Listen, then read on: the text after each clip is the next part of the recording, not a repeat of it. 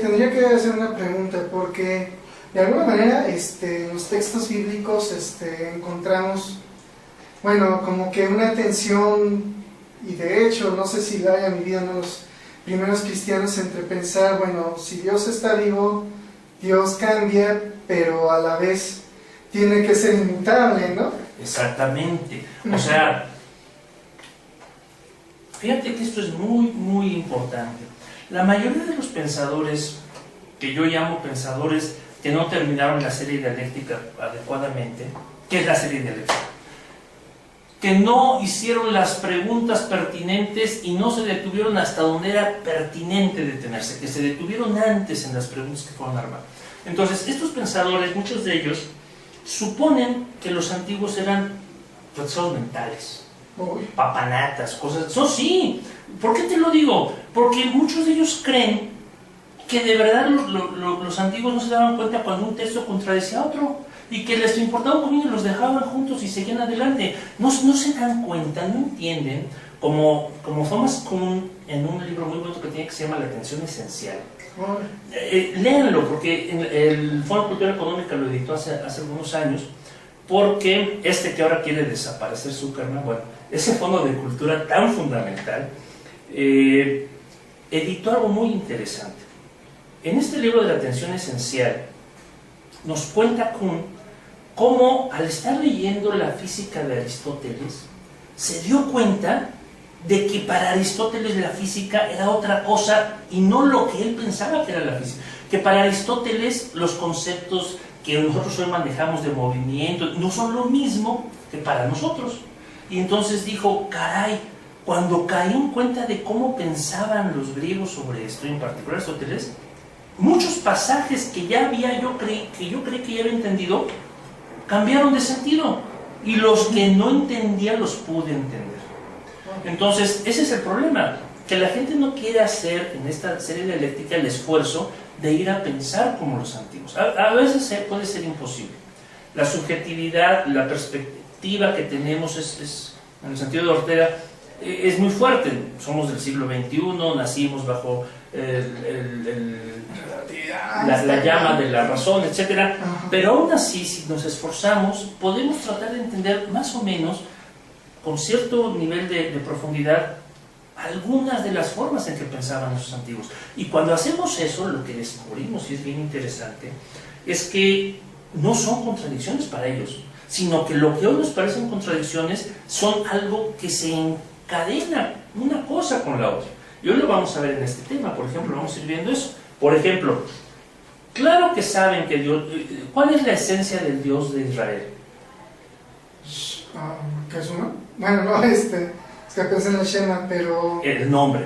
Acuérdate que el tetragrama famoso no sabe. Sí, yo soy el que soy, que así lo traducimos, ¿no? Bueno, digamos, es una frase distinta, pero sí implica la misma raíz. Pero la raíz de Yahvé, o Jehová, porque ya ves que mal traducido es Jehová, pero Yahvé... Ya los judíos dicen Adonai para que no se hagamos. Hashem, Adonai, etcétera, ¿no? El Eterno, como tú dices, pero esta raíz de 4 letras hebreas, que leemos como Yahvé o Jehová, esta raíz, ¿qué significa en hebreo?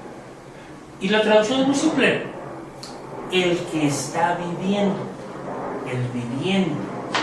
Esa es la esencia de esa raíz, el viviente. Y la raíz, cuando se usa en otros contextos, se usa así.